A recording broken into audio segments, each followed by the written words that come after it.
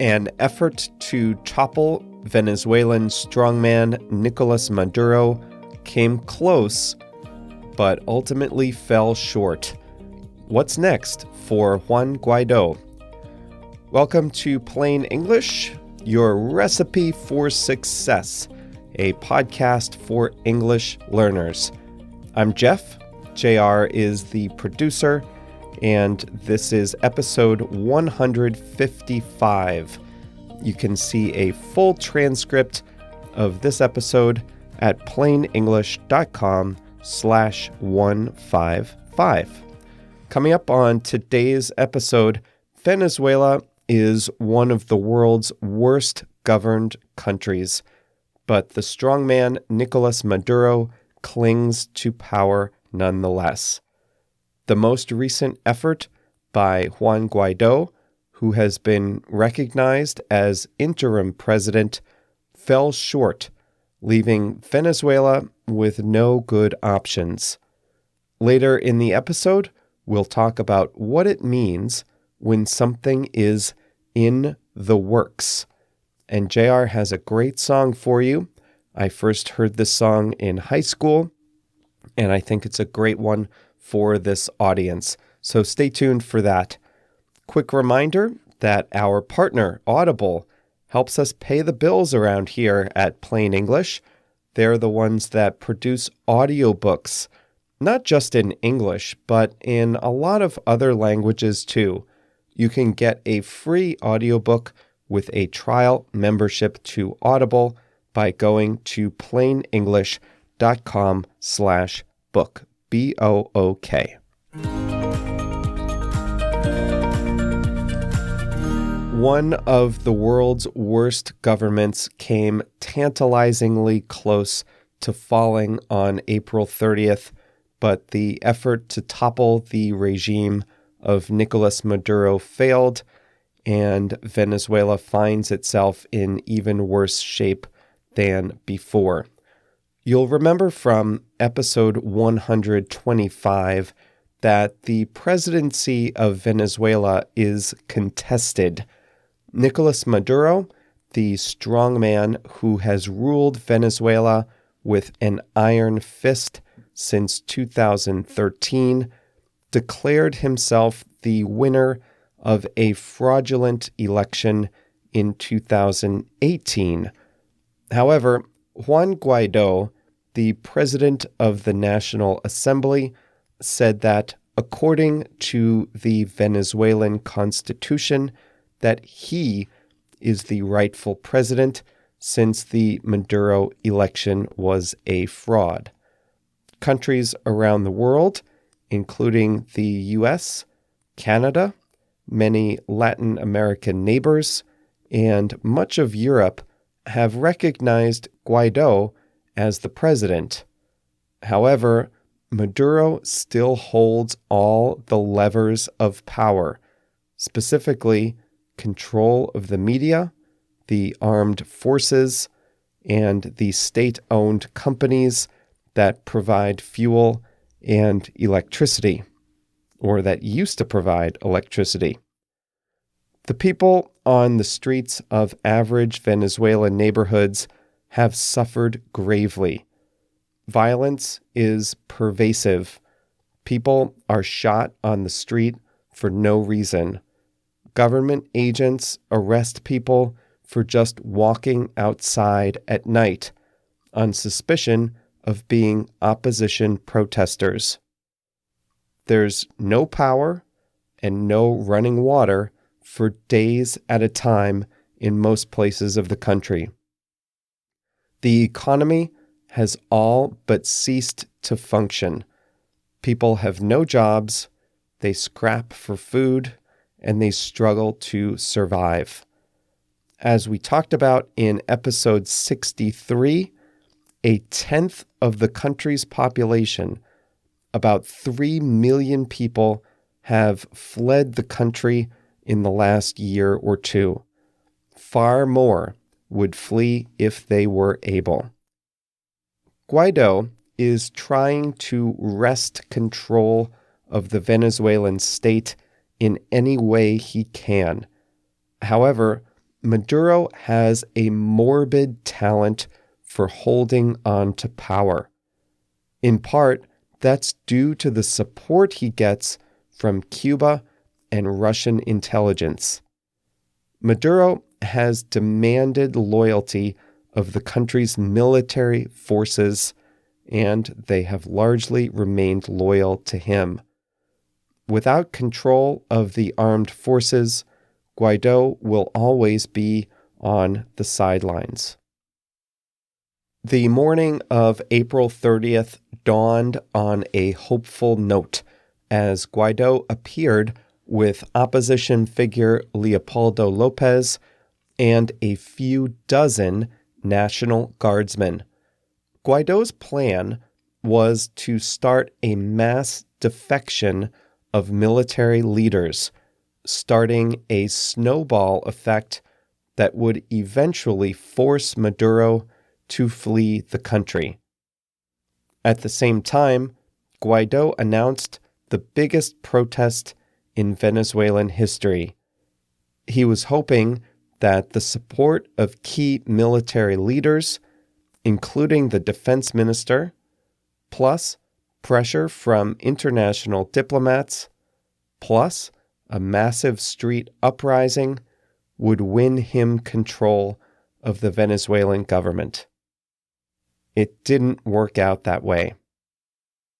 Protesters, already weary from unsuccessful previous efforts, poured onto the street, but the government immediately fought them back with tear gas and their typical violent repression. 2 people were killed and dozens more were injured. The military support that Guaidó had hoped for didn't materialize. One by one, top military leaders appeared on television or on social media to proclaim their support for and their continued loyalty to Nicolás Maduro. By the end of the night, Maduro appeared on television, his top military officials by his side, and denounced what he called the attempted coup. The military officials and opposition leaders who appeared with Guaidó are now taking refuge at the Brazilian embassy or at the residence of the Spanish ambassador. They are likely in for a long stay. If they leave, they'll be subject to arrest, and surely much worse, by the government's brutal intelligence police. It's still not yet clear what went wrong with Guaidó's plan. Some say that military leaders were expecting the effort to start a couple of days later, so they were caught unprepared when it actually started on April 30th. Guaidó was reportedly counting on the support of the Supreme Court, which he did not get. Some foreign diplomats thought that Guaidó overplayed his hand by starting the uprising before he was truly ready. Now, many in Venezuela are starting to doubt his skills or his ability to take control of the Venezuelan government. So what next? There are no great options. The opposition could try again, but each unsuccessful attempt makes people more cautious about participating in a future effort. Help will probably have to come from abroad. The US, Europe, and Latin American countries are reaching out to Russia and Cuba, which are together propping up the Maduro regime, to negotiate for a transition. Both the American Secretary of State and the Lima group of Latin American countries have issued statements suggesting a deal with Cuba may be in the works. What a tragedy. It's hard to believe today that Venezuela was once the wealthiest country in Latin America. You know, a lot of your fellow listeners are originally from Venezuela. I hear from so many Venezuelans who are living in Florida, Peru, Brazil, all over the place. So keep them in your thoughts as we wait for a better situation in their country. Today, I'd like to say hi to Wagner from the city of Ouro Preto from Minas Gerais, Brazil. Wagner is in the same position as many of you, I think. He studied English for a while, got pretty good, but then got a little rusty. That means he started to forget some things. So he's tuning in to get back in practice. He also sent me a song about Chicago in Portuguese. It's called Chicago 40 Degrees. I think that's a play on another famous song called Rio 40 Degrees. But if you speak Portuguese, that's a fun song about my hometown, courtesy of Wagner. Audiobooks are a great way to continue practicing your listening, but a lot of audiobooks go pretty fast. But that's why I like Audible. On the app, you can actually slow down the speed to 75% of the normal speed if you need to. Then maybe by the end of the book, you might be able to try listening at full speed. Audible has a great offer for plain English listeners. If you sign up for a free trial, you'll get one audiobook for free, and you can keep it forever. They have all the Harry Potter books on there and all the books that inspired Game of Thrones. Also lots of books in German, Chinese, and Spanish, not just English. Go to plainenglish.com/book, B-O-O-K. That's where you'll get your free trial to Audible. Sign up for a free month, get your audiobook to keep forever, and if you like it, you can stay on as a paying subscriber. If not, no sweat. Just cancel within a month and you won't have to pay anything.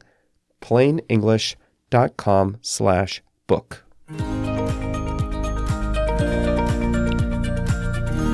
Today's expression is in the works. At the very end of the main content, I said that recent statements by top U.S. diplomats and by the Lima Group suggest that a deal with Cuba may be in the works. A deal with Cuba may be in process. They may be in the middle of making a deal. Cuba's intelligence services are giving support to Maduro. I have a feeling that without support from Cuba and Russia, Maduro would not have the power he has today. That's why, since the Guaidó uprisings have failed, the U.S., Europe, and Latin American countries that support a change are trying a new strategy. Instead of supporting a change from within, they are trying to negotiate a deal from the outside, from Cuba and Russia. So a deal with those two countries for a change in Venezuela may be in the works. They may be planning something. Do you remember our episode about shared electric scooters? They are fun, but controversial. They're not allowed here in my home city, Chicago, but a plan to introduce new electric scooter rentals is in the works. Under the plan, scooters would be allowed, but only outside the downtown area and away from the lakefront. Thank God for small favors, as they say. Anyway, the plan to bring scooters to Chicago has not yet been implemented, but it is in the works. It's under development, and we should see the scooters here soon. Anyone a Formula One racing fan? If so, you might know the driver Michael Schumacher, who suffered a horrific skiing accident 5 years ago and has been in a coma ever since. A new documentary about his life is in the works. That was announced at the Cannes Film Festival earlier this week. The film is in post-production now, so they are still making it. That's why we say it's still in the works. Hey, didn't we talk about another film that's still in the works just a week or two ago? I think I mentioned that there will be another Spider-Man movie coming out soon. That one is still in post-production, so it's still in the works, still in process. JR and I have some things in the works for this program. Now, I can't tell you exactly what all of them are, but, well, I can tell you this one thing. We are going to be paying more attention to social media. I must confess that I haven't dedicated much time to our Facebook, Twitter, or Instagram accounts. It's just one of those things that I haven't gotten to, but I know I should. So JR and I have a new plan in the works to publish more to social media. Don't check Twitter now. I mean, you can, but the new plan is still in the works, so it's not final yet, and we haven't really started posting with any regularity. But once we have a plan, then we'll be posting a lot more on social media. Today's song is a great one, nominated by Stefan in Germany. It's Englishman in New York by Sting. And it's all about the cultural differences between the English and those in New York. At the beginning, he starts off by saying he takes tea instead of coffee, very British. Later, he talks more about how Englishmen are better mannered than the Americans he encounters on Fifth Avenue in New York City. I don't doubt that either. He says, "Manners maketh a man," and the song concludes with the line, "Be yourself no matter what they say." It's all about being yourself in a place where you might seem a little alien, where you might seem a little strange or out of place. As Stefan mentioned in his note to JR, this is probably a feeling a lot of people in this very international audience can relate to. I definitely agree. I like the song. I first heard it in music class in high school, actually, back in Connecticut, and I still listen to it to this day. So it's a great song. Thanks, Stefan. Thanks, JR.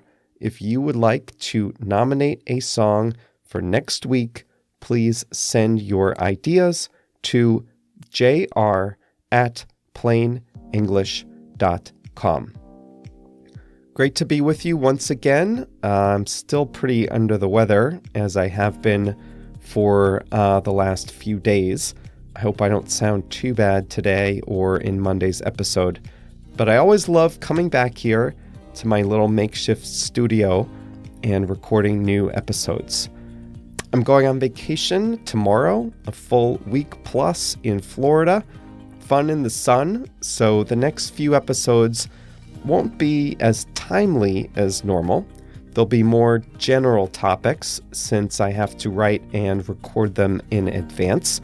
But don't worry, we will be with you every Monday and Thursday, as we have been almost this whole time. If you'd like to get some more plain English, you are in luck. Our email list has a lot of great resources, including links to English articles, extra vocabulary words, and usually a special message from me on the weekends. It's all free, and you can sign up at plainenglish.com/mail, M-A-I-L. Just go to that link, enter your details, and you'll get those messages from me 2 or 3 times a week. Really easy. plainenglish.com/mail. Thanks again for being with us, and we will see you right back here on Monday. If you enjoy listening to Plain English, then I'd like you to consider joining Plain English Plus. With video lessons, faster audio, flashcards, and online courses, it's the best way to take your English to the next level. Visit plainenglish.com/plus to read all about it.